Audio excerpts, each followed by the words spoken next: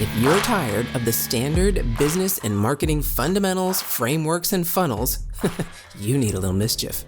Get ready to turn up the volume on the CEO Mischief Maker podcast, where you access conversations with seasoned business owners who have smashed through mindset barriers, innovated the standard boring business and marketing playbooks, and executed future-paced strategies with bleeding-edge tools and tactics to micro-fail their way into massive success and growth.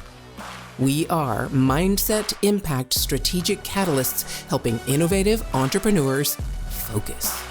We are CEO Mischief Makers. Ready to make a little mischief?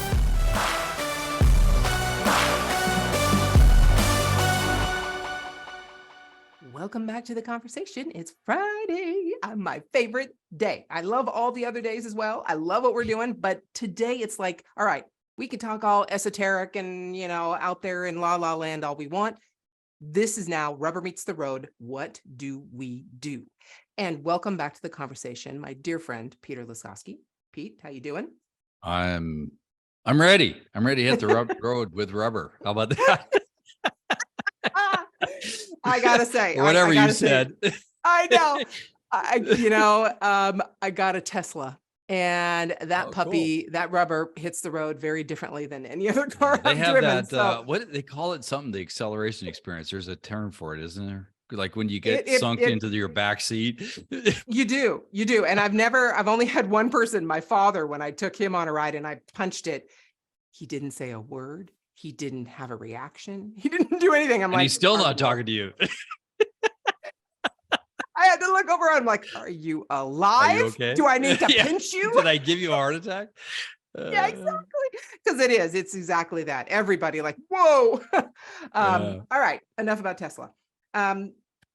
We talked, if you have not listened to Mondays and Wednesdays episodes, you need to go back and listen to that, because Pete has shared some really incredible stories that I think you're going to be able to take some lessons from and use in your own life and your own business. But today we get to dive in and really talk about strategy and tactics. So we've talked about technology, we've talked about futurist ideas, we've talked about innovation.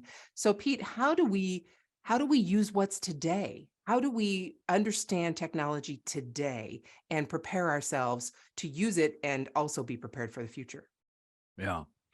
Well, that's a huge, all-encompassing question. But to simplify things, I look at a couple of things that I always follow. We know, like I was talking about, on Wednesday, we know video is huge. I mean, you look at YouTube, TikTok, Instagram, all these things. People are on their phones constantly and they're watching a lot of stuff.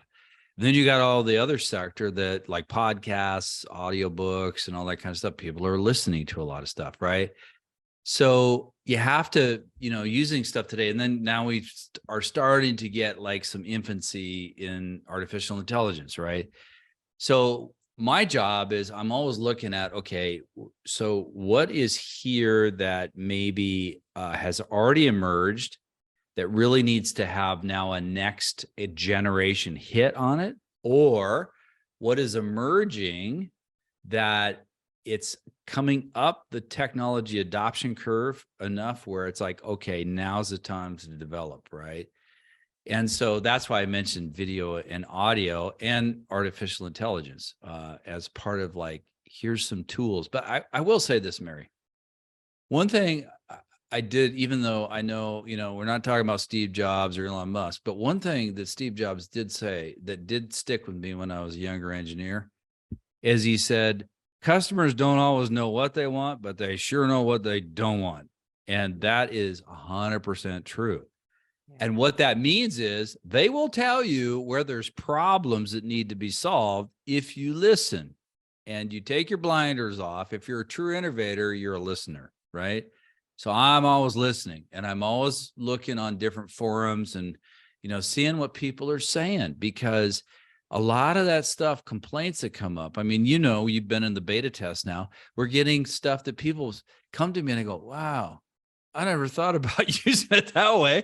But that's part of innovation. So again, you can't do everything a customer asks, because that's, that drags the company down. But you have to listen and say, okay, here's some things they're telling me I don't want. I don't want my life anymore. if you could solve that, man, that would be really good for us. Yeah. Yeah. And I agree. Even if people don't necessarily, most people don't know where they want to go, but they know where they don't want to go. Yeah. We know the negative much, much easier than we know the positive. Yeah. And that goes back to the whole fear concept that we talked about Yeah. on Monday. But I love what you're talking about with innovation, because I know you and I are working on a tool together. I'm helping you with this tool, and I'm loving it, completely loving it. And when you talk about innovating for the customer and understanding what the customer wants and understanding what they don't want, how do you, I'm just going to say this. I learned so much from you and one other software developer that CEO that I worked with, to take emotion out of the answers you might get. So what I mean by that is, when you ask for feedback from customers or from beta testers or anybody, you don't get emotionally attached to the answer. You just take the answer as input and decide whether it's something you can act on or not. So most of the time with marketing, or most people walking down the street, if someone walked up and said, I really don't like that color red, I would suggest you do this other color red, they're going to be offended. They're going to have an emotional response to that because they're tied to whatever shirt they're wearing. They feel good about it. But when you're talking about business and innovation, especially in software, you cannot be tied to the outcome of the answer that you're asking. You have to be completely open, and again, use another term that we talked about in the last episode, and be curious about what this person is saying and how you can use it to make your product better. Am I right? Yeah. Well, and to add to that, the reason why I don't is I'm a robot, so it's okay. I believe I'm you. kidding. No, I'm a human being. But the thing about it is, Mary, you're so right. But here's the way I look at it, Mary, is I think that, when you go through so many incarnations of development and innovation and bringing products to market, some that are hugely successful, some that follow their what, and then some that are just zombies and you can't kill them if you tried.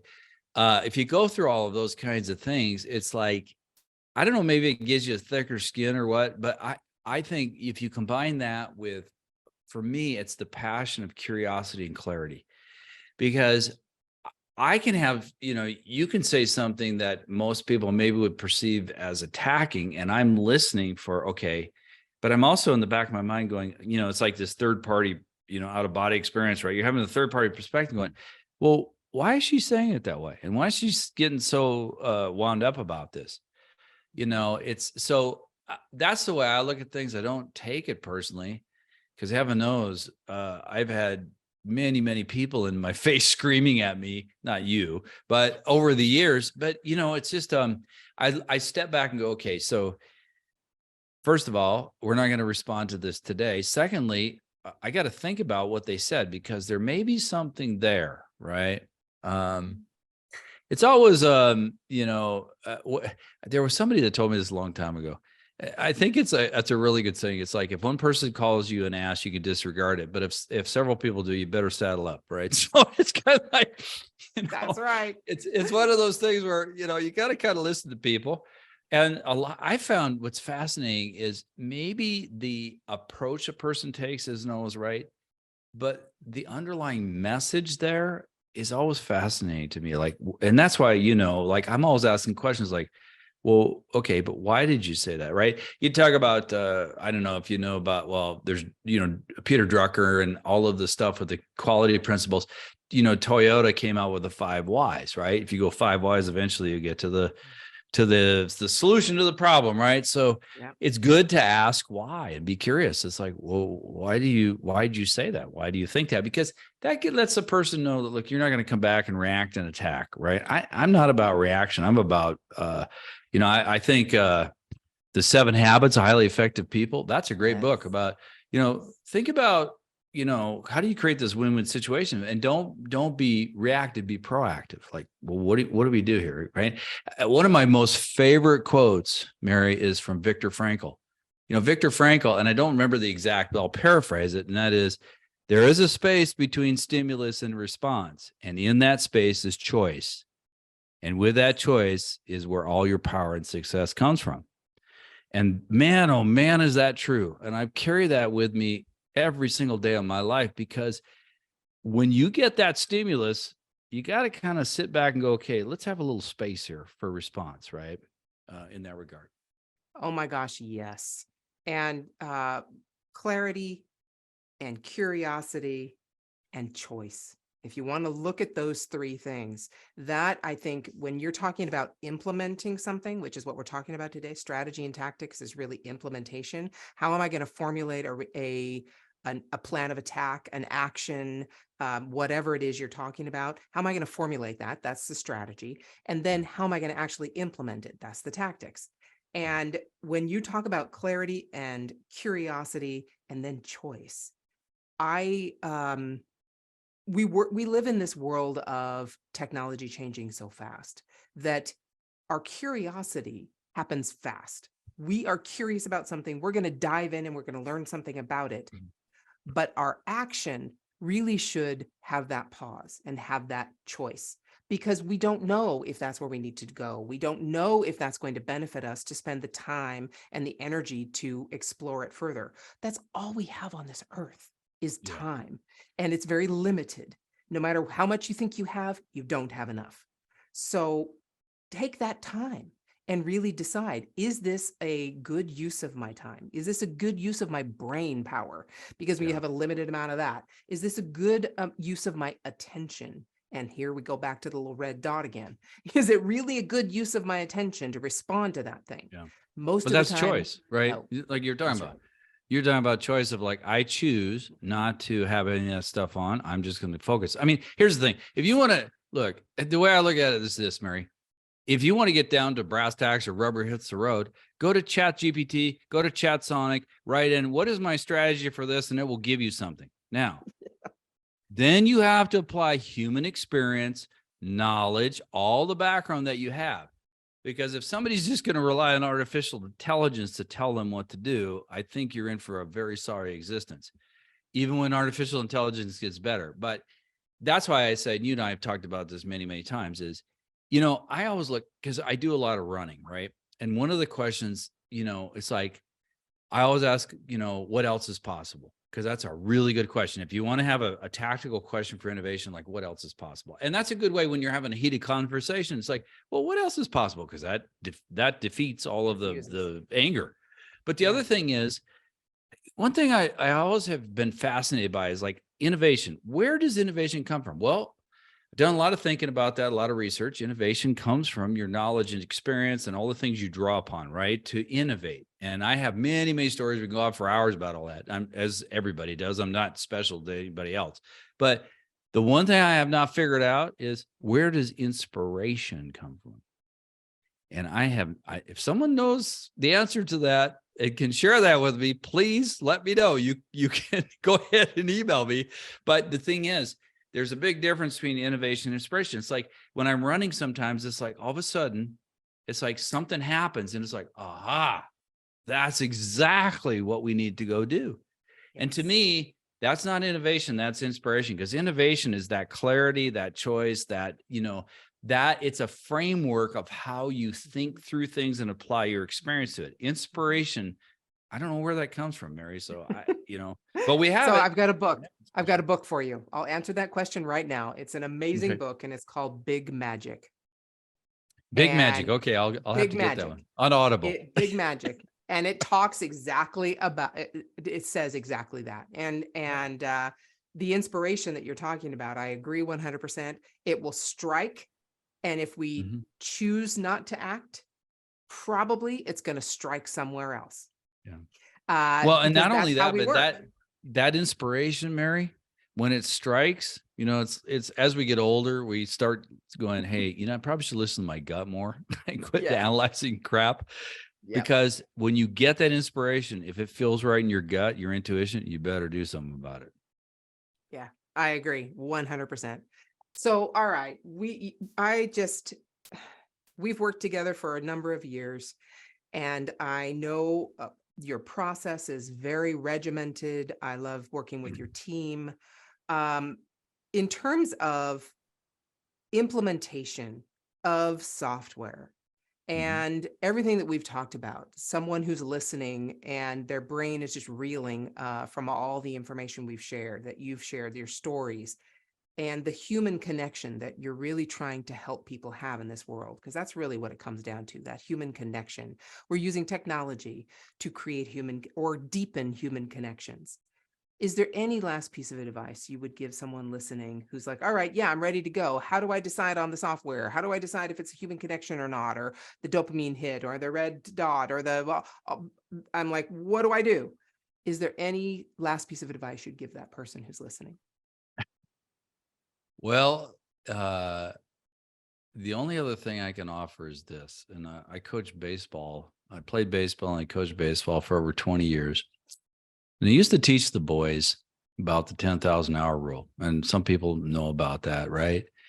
And just in short, 10,000 hour rule is you don't get to perfection on anything, but within 10,000 hours, you can get to mastery. So if you put it in mathematical or logical terms, working 8 hours a day for a year is 2,080 hours in a year. So it's about a 5-year commitment if you're going to actually really get good at something. So I think the thing is, I'm not so tied in with how do you make the perfect choice? Because I don't think there is one. I think what you have to do is you got to say, okay, where are my passions? And maybe you write down what I'm passionate about. It's kind of like what the customer doesn't want, what the customer wants, right? What you're going to do, you can do a 2-column thing on a piece of paper or on your computer or on your phone going, okay, what am I passionate about? What am I not passionate about, right? Because a lot of times in business, you'll learn about exactly what you don't want to do. But the thing is, if you can do that and say, okay, I feel my gut tells me I feel right about this direction, and then go in that direction. But I will say this. A lot of us entrepreneurs, including you, because I've talked to you several times, we're not just binary where we're going, I'm doing this one thing, that's it. I'm off writing books. I'm running a software company. I'm doing different passions. So, some people, they get real fancy about these terms and go, have multiple streams of income. Well, you can do whatever I just say, express multiple passions. Human beings are multidimensional beings. We're not just like, I just do software and that's all I do, right? So I think if you take the pressure off and go, there's a few things I could do here, I'm going to go do those different things. But I will say this, when you make those few choices, you're going to have persistence. And you're going to have some gut-wrenching experiences. And like, Mary and I said, you're going to jump in the river and you're going to start swimming as if your life depends on it with those choices that you have. And know that some will be good and some won't. They have to fall off, right? So I guess that's my answer is just like you do investments, have a not 10, but maybe 2 or 3 that you're working on that you really love to do. And move forward with persistence, with choice, with passion.